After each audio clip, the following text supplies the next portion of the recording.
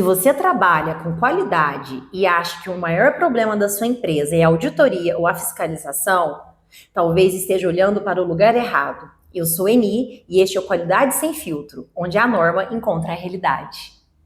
Olá, muito bom dia, aqui é bom dia, né? 11h15 da manhã. Seja bem-vindo a mais um episódio do Qualidade Sem Filtro. E hoje eu tô muito empolgada porque eu estou aqui com a Isabela Barbosa. Para quem não sabe, ela é a nossa câmera woman, né? Isabela, ela que fica aí atrás das câmeras. Eu tive que convencer essa mocinha a vir aqui falar com a gente, então finalmente esse dia chegou. Seja muito bem-vinda, Isabela. Muito obrigada, Eni, pelo convite, é um prazer estar aqui. Prazer é meu. Eu já falei isso algumas vezes, eu sou muito grata à Isabela, porque ela me ajudou, né? Ela tá aqui desde o primeiro episódio, filmando a gente, ela que fica nos bastidores. E agora chegou a vez da nossa Isabela, que atua a gente aqui na QualiSafe como consultora da qualidade. Para quem não sabe ainda, a Isabela é médica veterinária, então eu gostaria muito, Isabela, que você se apresentasse e contasse um pouquinho da sua história de médica veterinária e como que você caiu aqui na QualiSafe. Oi, tudo bem, gente? Então, eu comecei a fazer faculdade de veterinária e meu sonho, na verdade, era ser cirurgiã na área de pequenos animais, né? Então, a minha faculdade inteira, todos os meus estágios, tudo sempre foi na área de cirurgia. Na questão de alimentos, né, qualidade dos alimentos, eu confesso que na minha faculdade a gente não teve muito isso. A gente tem saúde pública que envolve um pouco, mas não é tanto dentro disso. Mas na faculdade eu não tive tanto conhecimento. E acabou que caiu meio, vamos dizer, de paraquedas esse convite para mim trabalhar aqui, né? Surgiu a oportunidade de eu poder trabalhar como consultora da qualidade, e aí na hora eu falei assim, meu Deus, o que eu vou fazer, né? Eu sou veterinária, eu vou fazer consultoria na qualidade, né? Mas acabou que eu vim fazer, né, a entrevista e eu achei muito interessante a área. E eu vi que o meu know-how dentro da faculdade poderia ser muito usado dentro dessa área. E, Isabela, acho que você já comentou isso algumas vezes com a gente aqui, que muitas pessoas, quando vê você trabalhando como consultora ou pessoas que estudaram com você, falam: nossa, mas o que um médico veterinário está fazendo numa consultoria de alimentos ou dentro de uma indústria, não é isso? Sim, exatamente. Na verdade, até hoje, né, eu já estou quase 2 anos trabalhando nessa área, as pessoas ainda quando me encontram me falam, mas você estudou 5 anos para estar cuidando de alimentos, o que você está fazendo aí, né? E aí, hoje em dia eu fico feliz e eu gosto de explicar o que vem por trás disso. Eu sempre explico que o veterinário, ele é a base na cadeia dos alimentos, né? Então, a gente cuida dos animais na cadeia. Então, o leite vem da vaca, né? Então, a carne também. Então, a gente cuida todo o mel. Então, o ovo da galinha. Então, esse processo na área voltado para o alimento, ele passa todo por uma fiscalização. E, normalmente, quem toma conta é o médico veterinário. Tanto é que as nossas fiscalizações, vamos dar o exemplo do CIF, que é o MAPA, é um veterinário que audita a gente. Então, o veterinário está muito dentro dessa cadeia e muita gente não sabe. É verdade. E, Isabela, eu sei que você teve no começo aí de profissional, né? Você clinicou. E o que mais te chamou a sua atenção quando você veio para essa área de alimentos no sentido da gestão da qualidade, né? Porque você trabalha com essa gestão com os clientes, você passa para auditorias também. O que te chamou mais atenção, assim? O que te aproximou da indústria? Qual que é essa diferença que você falou, nossa, é dessa forma que é feito? Conta pra gente um pouquinho. Eu acho que quando eu entrei, todo mundo que me conhece sabe que eu gosto muito dessa parte de papel, de organizar e de colocar tudo em ordem. Então, na gestão da qualidade, a gente faz muito isso. Então, quando eu entrei numa indústria, meu olho brilhava, assim, porque você consegue ver todos os processos. A indústria, normalmente, por mais que ela seja pequena, ela tem muitos processos. Então, esse passo a passo foi o que me encantou. Então, assim, hoje em dia, quando me perguntam, você trabalha com consultoria de alimentos, você tem vontade de voltar para a clínica? Eu falo que não, porque eu vejo o grande papel que a gente, como veterinário, tem dentro daqui das empresas. E é legal isso que você disse do processo, porque eu sempre fui muito curiosa. Sempre fui muito curiosa. Quando eu fiz química, né, para quem não sabe, minha formação primária é química industrial, eu tive esse encantamento na indústria, porque eu via desde o início, né, do recebimento da matéria-prima, todo o processo ali de beneficiamento, de transformação e o produto final. E acho que um exemplo muito prático que a gente pode trazer para a mesa hoje é o doce de leite, né, que era um dos meus temas quando eu pretendia fazer mestrado, era o processo tecnológico do doce de leite. De um leite que é branco, totalmente líquido e sai um produto marrom, pastoso, às vezes até na texturação de textura mais dura ali, tablete, né? E aí você vê todo o processo, né? Leite, açúcar, aquecimento, a forma de mexer. Então é muito bacana porque a gente está muito acostumado os produtos chegarem prontos nas nossas mãos. Então todas as vezes que chega um produto, eu como consumidora mesmo vou adquirir algo, eu fico pensando, nossa, como que a indústria fez, né, para chegar nessa coloração, nessa textura, nesse aroma, nesse sabor, e sem falar que existe várias outras coisas que a gente sabe que é a rotulagem desse produto, a regularização desse produto, mas ter essa vivência dentro da indústria, você entender o passo a passo, como aquilo chegou naquele formato, é muito bacana, né, Isabela? Isso é muito legal de ver. Isabela, você já disse, né, você está quase há 2 anos com a gente, aí acompanhando a gestão da qualidade, como consultora, faz as visitas, né? Você atua muito em laticínios e recentemente agora você se tornou responsável técnica, né, de um laticínio. Então conta pra gente o que você sentiu nesse primeiro momento, o que essa atribuição trouxe para você, o que você sentiu assim que exigiu mais de você nesse momento quando você de fato se tornou uma RT, né, que é muito conhecido como RT, que é a responsável técnica, é aquele que responde legalmente pelo estabelecimento. Eu confesso que no começo, primeiramente, eu fiquei muito feliz, né, que seria a minha primeira responsabilidade técnica, mas dá um friozinho na barriga, porque muita gente pergunta, né, mas o que o responsável técnico faz? Então, a gente, na verdade, não só assina documentos, não só assina papéis. Tudo que acontece dentro do processo da indústria tem que ser passado pela gente. Então, eu acredito que tem uma responsabilidade muito grande, porque normalmente o proprietário, ele confia muito no que você fala. Então, se ele tiver alguma dúvida, alguma questão, vai vir para você. E normalmente o responsável técnico que tem que dar conta de tudo isso, né? A gente aqui na empresa, a gente tem como se diz, um apoio muito grande de outros profissionais também. Mas eu senti nesse começo, eu falei assim, agora a empresa é responsável minha, né? Então a gente tem que ter muito esse cuidado no que vai falar e no que vai fazer. Mas é uma coisa que se a gente não começar, a gente não aprende. Então é uma responsabilidade muito boa e acho que traz um crescimento profissional muito grande. Mas além dessa responsabilidade, esse crescimento profissional, essa obrigação da empresa de falar com você, essa responsabilidade pela empresa, o que você se sentiu assim de fato no dia a dia diferente, sendo RT? Olha, essa pergunta não estava combinada, por isso que ela parou e pensou. Eu parei e pensei, o que eu senti de fato. Na verdade, com a minha rotina, eu acabei tendo já algumas responsabilidades que, assim, acabavam que eu não era uma responsável técnica, mas eu já estava respondendo pelo laticínio.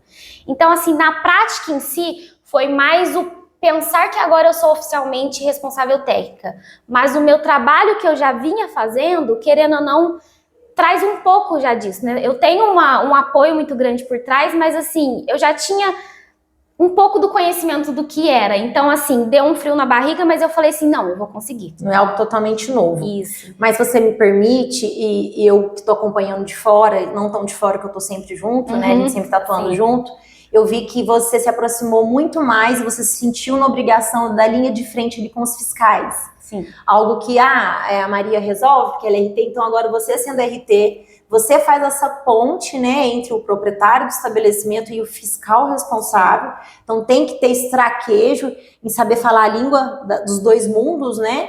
E nesse momento, quando a gente teve essa oportunidade, quando você assumiu essa responsabilidade técnica, os fiscais desse estabelecimento, eles mesmos falavam para nós, existe, infelizmente, hoje, não deveria ser, mas muito responsável técnico fantasma. O que é o RT fantasma? Aquele que só assina, mas que a gente nunca viu a cara e nem sabe se existe. Então, a gente sabe, se falado muito isso nas faculdades, né, de não só assinar, de você não só vender ali sua assinatura, até porque isso tem um peso muito grande, uma responsabilidade, mas eu acho que quando a gente se torna um responsável técnico da empresa, tanto para o respaldo, para a própria empresa, a empresa sabe que pode confiar, o fiscal também. Ela sabe que aquilo ali não é só para enganar, que é algo burocrático, não. Existe ali alguém com esse olhar, né, Isabela? E eu acho que o fiscal, a gente não pode enxergar ele como um inimigo nosso. Na verdade, ele está ajudando a gente. Tudo que ele está pedindo e cobrando é algo que ele vê que é necessário dentro da empresa. Claro que se ele apontar algum ponto que a gente vê que não vai dar para fazer, não dá para conseguir, eu acho que a maioria dos fiscais, na verdade, quase todos, eles dão essa liberdade da gente chegar e conversar com eles. Então, eu acho que a gente ter Não diria um jogo de cintura, mas ter uma educação, uma postura para se portar junto com os fiscais, traz também, eles confiam na gente e assim, deixam a gente ter mais liberdade com eles, e eles ajudam a gente mais assim também. Até porque fiscal erra, né? Ser humano erra, a gente está aqui para errar. Eu atuo também como auditora, também erro, e isso fez eu mudar muito minha postura, porque quando a gente está nessa postura, eu já falei isso no último episódio, de qualidade, a gente se sente o dono da palavra e não é. E a gente sabe que erra, né? Fiscal também erra. Então, eu acho que a forma como você trata isso, a forma como você aborda isso com a fiscal, a forma como você aponta, esse relacionamento é muito importante, né, Isabela? Isso é muito importante. E aí, você, querendo ou não, tecnicamente jovem, porque a gente não vai falar a idade dela aqui, a gente pode até fazer um quiz no final. Quantos anos você acha que a Isabela tem?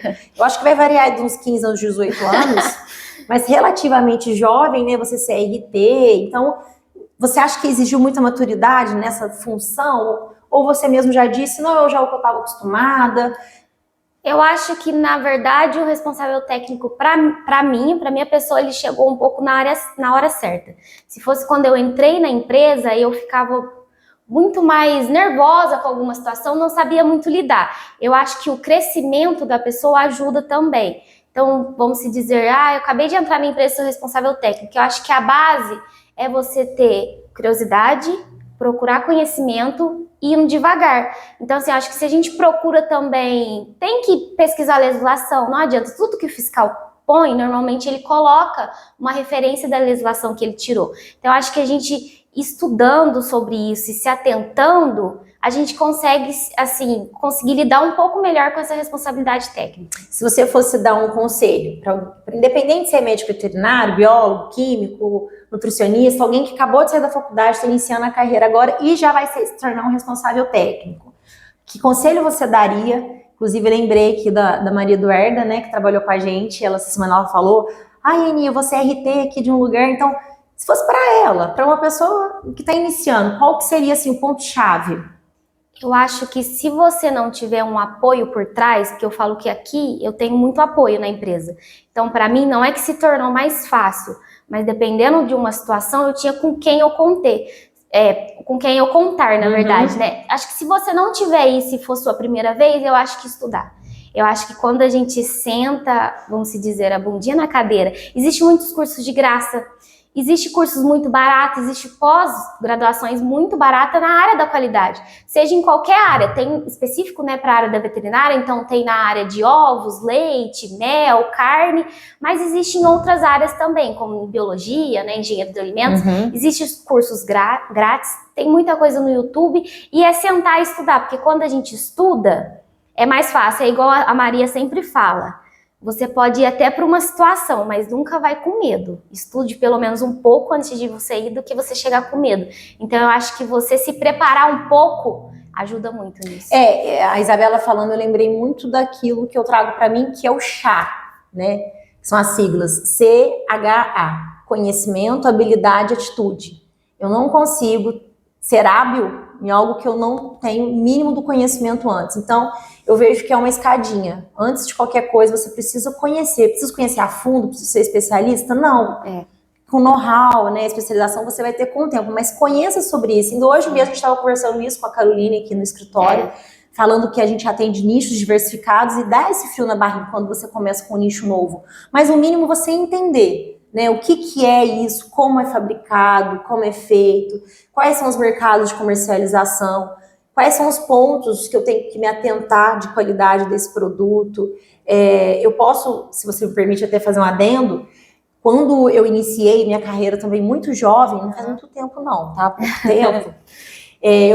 Na verdade, eu saí da faculdade, já entrei num laticínio e dentro de 4, 5 meses eu já me tornei RT desse laticínio. E nesse primeiro momento eu não tinha essa maturidade, obviamente, né? Enfim, acho que também naquela época não tinha tanto acesso à internet, talvez. Mas eu vi que o erro meu ali, o que eu faria diferente hoje, seria isso. Eu pegar quais são os produtos que são fabricados naquele estabelecimento e eu entender daqueles produtos. Eu entender as legislações. Então, por exemplo, o que exige desse produto? Ele tem RTIQ, que é Regulamento Técnico de Identidade e Qualidade? Tem. Opa, o que fala nesse RTQ? Ele exige umidade, ele exige uma quantidade máxima de cinzas, ele exige uma matéria gorda, qual que são as exigências microbiológicas? Esse é o primeiro passo. Tem um padrão de identidade de qualidade? Não, não tem. Então, não tem como que é comumente cobrado isso, né? E eu posso dizer também que nessa época que eu iniciei, os fiscais, eles não eram tão acessíveis quanto agora, né? Então, tinha aquela figura ainda do fiscal, aquele medo, aquele distanciamento, né? Hoje é muito mais próximo, é muito mais estreito. Então, acho que se você demonstrar uma parte genuína que você quer aprender, essa aproximação também da fiscalização, você entender como funciona, você se mostrar que você está ali para ajudar, que você não quer burlar o sistema, que você quer aprender de fato, são grandes chaves. Mas o primeiro, indiscutivelmente, é você entender aquele produto. Entender no sentido de legalização mesmo. Qual que é a legislação referente àquele produto que exige. A partir do momento que você tem esse conhecimento, você vai entender, tá, então o que o meu processo produtivo faz para garantir que ele saia dentro desses padrões?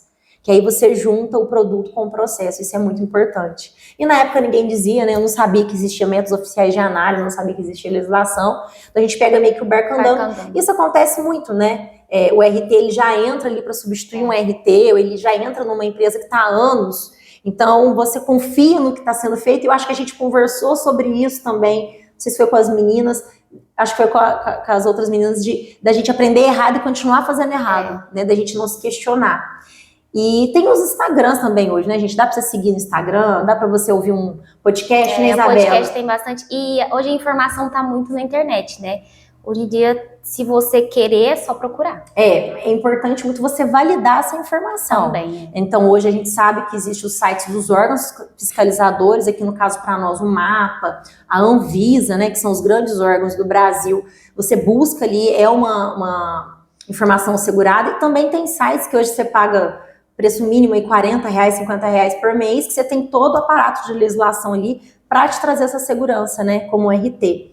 Isabela, tem alguma questão que você gostaria de falar em relação a isso, sobre a importância dessa qualidade, de CRT, desse mundo industrial? Você queria deixar alguma mensagem para alguém? Eu acho que a mensagem que eu deixo é: medo de começar a gente tem todo dia, mas a gente tem que começar, porque senão o medo não sai. Eu acho que muitas vezes nessa área da qualidade, até uma conhecida minha da faculdade me mandou uma mensagem, eu achei até legal esse tempo atrás, ela falou assim: Isabela, eu vi que você está trabalhando na área da qualidade e eu gostei bastante, eu queria começar. Como que eu começo? E aí eu expliquei para ela, falei: olha, procura alguns cursos, né? Porque se você tiver alguma especialidade, alguma coisa, é mais fácil de você entrar dentro de uma empresa. E ontem ela postou isso, ela tá há pouco tempo, ela começou como responsável técnica de na verdade é um frigorífico. Ela tava analisando uma carcaça e eu falei assim: tá vendo? Ela começou. Ela tava com medo porque ela falou assim: Isabela, eu não sei nada. Como que eu vou começar? Eu acho tão legal essa rotina que você posta, né? Eu te acompanho no LinkedIn, no Instagram, vejo da sua empresa. Eu falei assim: só começa. Se você começar, vai dar certo. Eu acho que isso ela não me perguntou faz 6 meses. E ontem ela postou que estava tornando RT de uma empresa. Então eu acho que assim, o medo a gente tem todo dia. Mas eu acho que a gente tem que tentar, pelo menos. A gente tem que vencer esse medo. E a qualidade não é um bicho de 7 cabeças. Não, eu costumo dizer muito isso para as pessoas. A qualidade ela é respaldada em informações. E, claro, qualquer profissão você precisa sempre estar em constante estudando, aprimorando, né? Mas a qualidade, principalmente, porque é a legislação que sai todos os dias. E esse olhar, independente se é cliente, se não é, se você trabalha de forma fixa, o cliente, a empresa, ela confia muito no que você fala. Né? Então, no que você determina. Então, a gente coloca muito isso aqui na empresa, no nosso dia a dia. Não analise um rótulo rapidamente, só porque o cliente está te pressionando. Não analise um processo, não aprove, não assine. Então, tenha esse tempo, né, de fazer esse olhar crítico, essa perícia, né, de entender como funciona. Eu conheço as pessoas que trabalham, às vezes, na área da consultoria, que quando chega fiscal no estabelecimento, eles correm. Eles não acompanham a auditoria, eles não estão ali no dia a dia.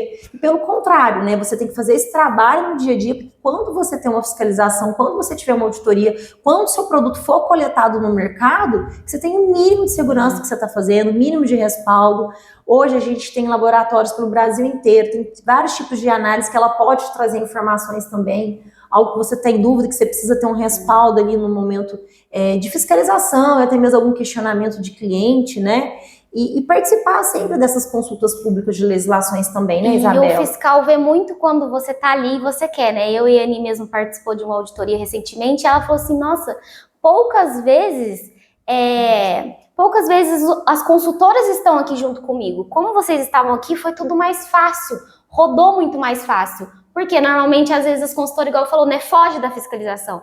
Mas se a gente estiver ali, ela vê que a gente está empenhada, eu acho que é muito mais fácil também para eles. Com certeza. Isabela, foi bem mais rápido que eu imaginava. Acho que vai ser um dos podcasts mais curtos que a gente gravou aqui. Mas é porque a gente tem muito conteúdo para falar. Eu e a Isabela, a gente fala muito. Então a gente se controlou um pouco aqui, né, Isabela, para ser bem objetivo. Mas o intuito do podcast é esse, a gente compartilhar um pouquinho do nosso dia a dia. A gente já conversou isso aqui algumas vezes, a gente sente que às vezes essa área da qualidade é uma área muito solitária, né? Porque a gente não tem com quem trocar essa figurinha. Lógico que existe networking em feiras, quando a gente se encontra com o maior número de pessoas da área, existem algumas comunidades no Instagram, no WhatsApp, mas você compartilhar um pouco a sua história, com certeza tem pessoas que escutam, se identificam. Muitas pessoas ouvem o podcast e falam, nossa, eu ouvi isso serviu para mim, isso foi bacana. Então essa é a intenção. Então você que está nos ouvindo, primeiramente que eu gostaria de agradecer. Hoje a Carol mostrou os números, graças a Deus, né? O nosso intuito não é ganhar Ibope, o nosso intuito é trazer informação. Conhecimento. Mas lógico que quanto mais pessoas ouvirem, sinal que a gente está no caminho certo. Então, queria agradecer quem está acompanhando a gente, seja pelo canal do YouTube, né? Que você só procurar lá no Google Qualidade Sem Filtro, tem o vídeo, né? Que é gravado, que é enviado para lá. Que às vezes escuta a minha voz, fica pensando, jeito que é essa mulher. Então pode entrar lá que você vai me ver, não sei se vai ser decepcional ou não. E pelo Spotify também, né? Só seguir a gente lá, Qualidade Sem Filtro, porque essa é a nossa missão, é trazer informação, essa troca. E se vocês tiverem alguma sugestão de assunto, algo que vocês queiram que seja abordado, ou se vocês queiram também serem entrevistados, fiquem à vontade, a nossa casa está aberta, a gente pode ver uma forma de gravar isso à distância também, que a forma é trazer quanto mais conhecimento, melhor, porque a gente acredita que quando o conhecimento é compartilhado, é aí que faz sentido você ser retentor do saber. Muito obrigada, então. Eu que agradeço, Eni, pelo convite. Foi um prazer, normalmente eu fico atrás das câmeras, né? Mas foi um prazer estar aqui com você. Isabela, o prazer é meu. Mais uma vez, muito obrigada pelo apoio, viu? E esse foi o 12º podcast, episódio do nosso podcast. Se esse episódio fez sentido para você, compartilha com alguém que também vive a qualidade no dia a dia, gente, porque a gente sabe que qualidade não é só norma, qualidade também é decisão. Um abraço. Tchauzinho, gente.